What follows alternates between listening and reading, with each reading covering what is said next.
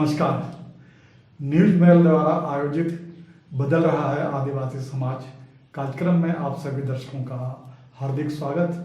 दोस्तों, आज हमारे बीच सीआर हेम्ब्रोम जी आए हुए हैं।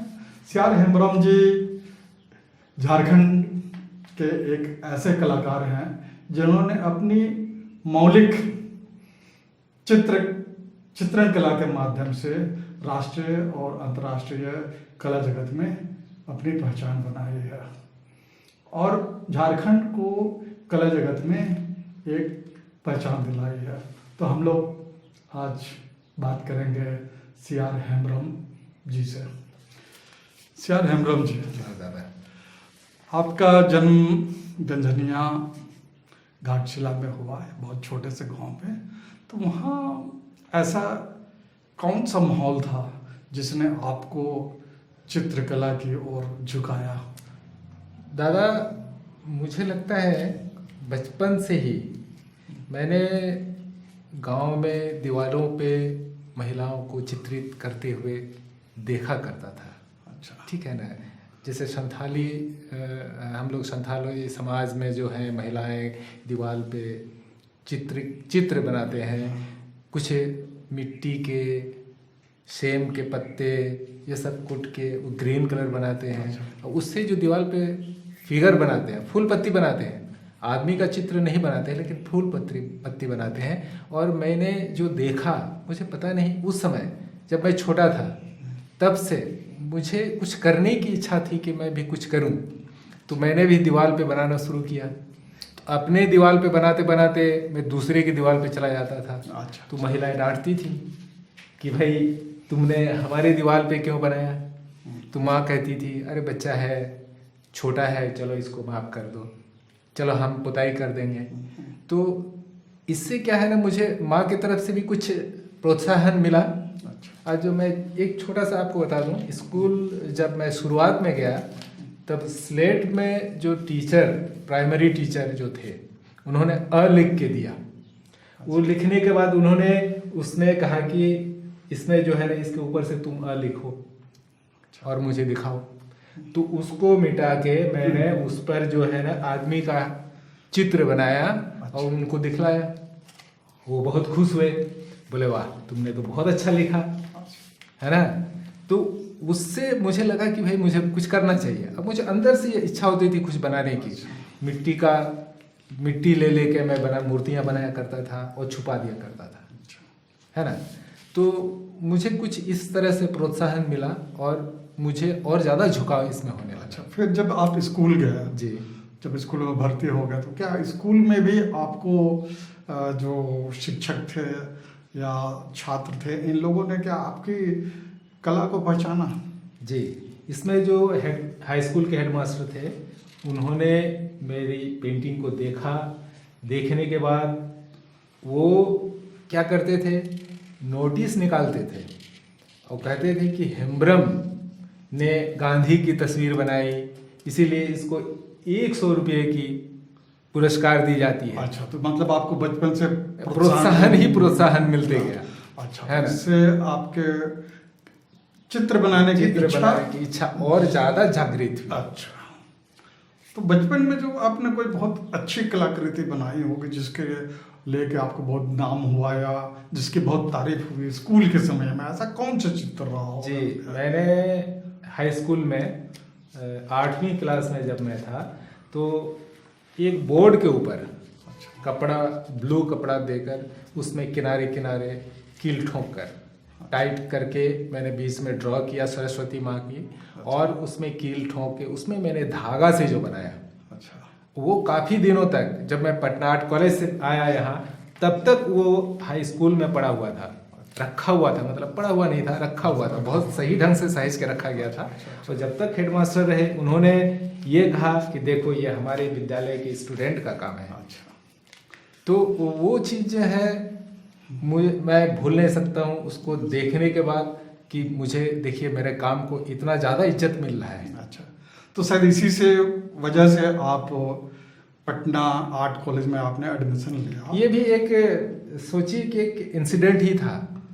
जब सेंट्रल स्कूल घाटशिला के ड्राइंग टीचर अच्छा मुदगल जी थे। अच्छा उन्होंने हमारी ड्राइंग देखी और उन्होंने मामा जी से कहा, मेरे माता पिता तो बचपन में नहीं रहे अच्छा और मेरी पढ़ाई लिखाई मामा जी ने कराया, तो मामा जी से उन्होंने बात किया कि देखिए आपके बच्चे, आपके भांजे जो हैं वो इसको जो है आप आर्ट कॉलेज में एडमिशन दिलाइए। तो इस तरह से आपने पटना हाँ, art college Patna art college में में एडमिशन एडमिशन लिया। लिया। अच्छा, ये पटना आर्ट कॉलेज के जो अनुभव रहे, जहाँ तक मैं आप याद करता हूँ कि आपने कुछ पेंटिंग उस समय बनाई, फिर उस कला जगत में बहुत तारीफ हो रही थी, जैसे खेरवाल बापला, जहाँ तक ये 86 वगैरह के आसपास बनाए थे, तो उसके बारे में ज़रा थोड़ा सा बताया। हाँ, उसमें जो है ना मैंने संथाली विवाह का बनाया था, वो मेरा मतलब अखिल भारतीय लेवल पे, मतलब ऑल इंडिया लेवल पे वो पहला एग्जीबिशन था मेरे लिए वो पहला था। मैं 4th ईयर का स्टूडेंट था और मैंने संथाली विवाह पे मैंने काम किया था और वो पेंटिंग जो है बिहार से करीब 10 कलाकारों में, ऑल ओवर इंडिया से कलाकार तो करीब 4-5 हज़ार आर्ट पेंटिंग आई हुई थी, उसमें 10 कलाकारों को अवार्ड दिया गया 5-5 हज़ार का। तो वो आपका पहले राष्ट्रीय हाँ, पहचान लगता है हाँ, कि उसी समय खेरवाल से। बापला से पहले। और वो पेंटिंग जो है मैंने उस कलर को, शादी ब्याह का कलर मैंने उसमें प्रयोग नहीं किया। अच्छा मैंने ग्रीन कलर यूज़ किया, ब्लू किया है, अच्छा। जबकि शादी में पीला कलर, रेड कलर ये सब यूज होता है। अच्छा। मुझसे बहुत सारे क्रिटिक ने पूछा था कि हेमब्रम तुमने इस तरह से कलर क्यों यूज किया, अच्छा तो मैंने कहा कि भाई इसमें हमने कलर का प्रतीक हमने नहीं डाला। अच्छा जैसे हम लोग डालते हैं, पेंटिंग करते हैं तो प्रतीकात्मक कुछ चीज़ें देते हैं, कलर प्रतीकात्मक देते हैं, कुछ फिगर का प्रतीक देते हैं, तो बहुत सारे लोग, बहुत सारे पेंटर जो है कलर का प्रतीक देते हैं, तो मैंने कलर का प्रतीक उसमें नहीं दिया है। ठीक है, लेकिन उसके बाद ये तो आपने बहुत अच्छी तरह से काम किया। उसके बाद में जब आपने, ऐसा बताया जाता है कि आपने जो सिद्धू कान्हू का जो पेंटिंग किया, सिद्धू कान्हू पर जो आपके जो कलाकृति है उनके भाइयों पर, तो उसके बारे में कुछ थोड़ा संक्षेप में बताया। हाँ दादा, उसमें जो है जनशक्ति प्रेस में जो संपादक थे, मुझे नाम याद नहीं आ रहा है, बहुत पुरा मतलब काफ़ी दिनों की बात है, तो उन्होंने मुझे बताया कि हेमब्रम देखो मेरे पास उस जमाने 1855 के आसपास का पेपर कटिंग था उनके पास। अच्छा, जिसमें एक अंग्रेज चित्रकार द्वारा सिद्धू का स्केच बनाया गया था, तो बोला कि तुमको मैं दूंगा और तुम उससे कुछ कैलेंडर बनाओ। अच्छा, तो मैंने उनसे लिया और उसको जेरोक्स करा के मैंने उससे जो कैलेंडर बनाया सिद्धू, उससे आपने सिद्धू उससे और कान्हू हमने का एक कैलेंडर हम लोगों ने बनाया, वो काफ़ी चर्चित रहा। अच्छा, और इसके लिए आपकी काफ़ी प्रशंसा भी हुई। अच्छा, ये अब मुझे बताइए, ये जो आप जब इसके बाद में वहाँ से चले गए, बड़ौदा चले गए आपने पढ़ाई के लिए, और उसके बाद जब वहाँ से बड़ौदा से आए, या बड़ौदा में थोड़ा सा अपना एक्सपीरियंस, एक आप घाटशिला से गए तो वहाँ कैसा एक्सपीरियंस रहा आपका बड़ौदा में? बड़ौदा में मुझे एक चीज़ है, जैसे मैंने पटना आर्ट कॉलेज में बेसिक सीखा, बड़ौदा जाने के बाद मैंने जो है अपनी बात कला के द्वारा या अपने जैसे फॉर्म मैंने एक डेवलप किया, और उसके द्वारा जो मेरे अंदर अभिव्यक्ति जो है उसको मैं किस तरह से व्यक्त करना चाहिए, वो चीज़ मुझे वहाँ समझ में आई। हाँ, तो यही कारण है कि आजकल आप कैनवस पर एक्रेलिक पेंटिंग करते हैं। जी जी जी। और उसमें जो मेटेलिक इफेक्ट देते हैं और कटा फटा रहता है और जो उसमें छेद वगैरह रहते हैं, तो ये आपकी एक बहुत बड़ी विशेषता बन गई है कला जगत में।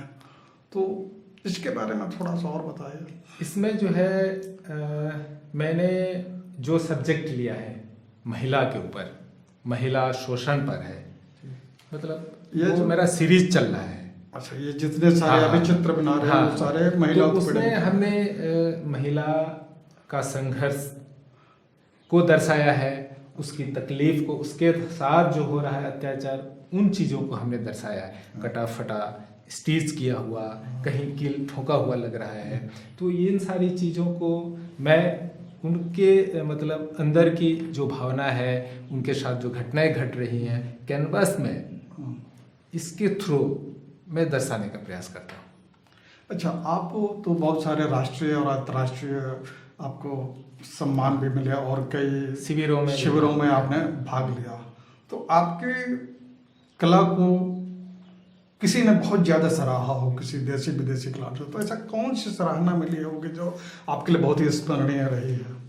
मेरे लिए इसमें जो है एक जो है वो गवर्नमेंट आर्ट कॉलेज जो इंटरनेशनल लेवल के आर्टिस्ट हैं, गणेश हालोई, अच्छा, उन्होंने जब मेरी पेंटिंग को देखा, उन्होंने जो मेरी पेंटिंग को देखने के बाद उनके अंदर जो मैंने देखा, उनका जो प्रतिक्रिया है, हाँ, रिएक्शन, वो जो है मुझे लगा कि इस व्यक्ति ने मेरी पेंटिंग को अंदर से स्वीकृत किया कि हाँ, इस लड़के जो है, ये आदमी जो है, उस समय जब मैंने शुरुआत किया इस तरह का काम, वो मेटेलिक इफेक्ट जो हमने पेंटिंग में डालना शुरू किया, तो वो उन्होंने बहुत तारीफ की और मुझे बहुत अच्छा लगा कि इतने बड़े कलाकार, वैसे तो बहुत सारे लोगों ने तारीफ की हमारी पेंटिंग की, लेकिन उनके द्वारा जो बताया गया रास्ता, उन्होंने जो मेरी पेंटिंग के बारे में बताया, वो मुझे अंदर ही अभी भी है, अंदर में अभी भी है। उनकी बातों को हम याद करते हैं। अच्छा, अब ये बताइए कि झारखंड में जो हमारे कलाकार हैं, हमारे जो झारखंड कलाकार हैं, वो अपने कला जगत में कैसे प्रवेश कर सकते हैं और कैसे अपने आप को डेवलप करेंगे, इसके बारे में ज़रा बताएं। देखिए, यहाँ बहुत सारे कलाकार हैं झारखंड में जो काम कर रहे हैं, और बहुत सारे हैं जो ऐसे काम करते हैं जब कहीं कैंप होने वाला है, एग्जीबिशन होने वाला है, तब कैनवास और कलर खरीदते हैं, और ऐसे भी बहुत सारे कलाकार हैं जो प्रैक्टिस करते रहते हैं, लगातार काम कर रहे हैं। तो बहुत सारे, मेरा कहने का मतलब है कि ये तपस्या है और इस पर आपको जैसे हमें चिंतन मनन, जैसे गणेश हालोई जी ने मुझसे कहा था कि देखो हेमरम, जिस दिन तुम चावल सब्जी है ना, इसमें तुम्हें रंग नजर आया, तुम समझ लेना आर्ट के कुछ पायदान जो है तुम प्रवेश किए हो। अच्छा, तो आप समझ सकते हैं कला को समझने के लिए, कला को करने के लिए कितना ज़्यादा तपस्या करना पड़ता है और कितने अंदर गहराई तक जाना पड़ेगा। जब आपको खाना में कलर नज़र आना चाहिए तो आप समझ रहे हैं। तो ये चीज़, मेरा कहने का मतलब है कि बहुत सारे कलाकार हैं कि पेंटिंग बना दिए और कहने लगे कि भाई मैं तो बहुत बड़ा कलाकार हूँ। मैं किसी की बुराई नहीं कर रहा हूँ, है ना। तो हमें पहले बेसिक जानना होगा और तब जाके हम कुछ क्रिएशन कर पाएंगे। तो ये कुछ चीज़ें हैं, हमारे अंदर कुछ कमियां हैं जो हमें, मुझे लगता है कि इस पर लोगों को सोचना चाहिए। ये आजकल कला में जो हो रहे हैं ना, बहुत तरह की राजनीति हो रही है, बहुत तरह के कुछ क्या बोलेंगे,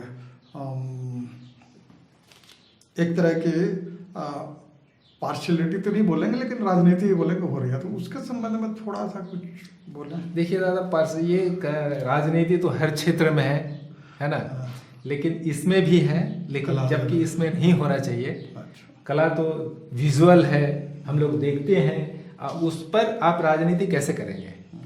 सपोज कहीं एग्जीबिशन हो रहा है, अगर मान लीजिए हम कोई बहुत सारे हैं कि भाई पैरवी करके किसी को अवार्ड दे दिए, पब्लिक कहेगी, दर्शक कहेंगे इस आदमी को अवार्ड कैसे मिला। पेंटिंग तो विजुअल है, लोग देखते हैं, उसको आंखों से देखेंगे, उसका तुलना करेंगे कि ये पेंटिंग अच्छी है, ये अच्छी नहीं है।